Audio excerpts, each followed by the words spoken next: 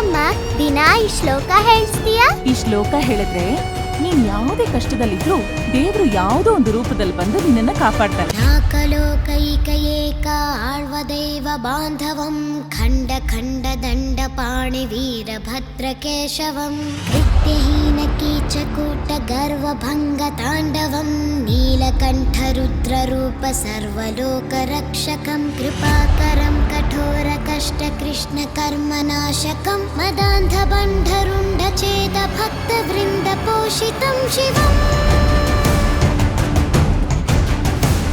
ಶಿವಂ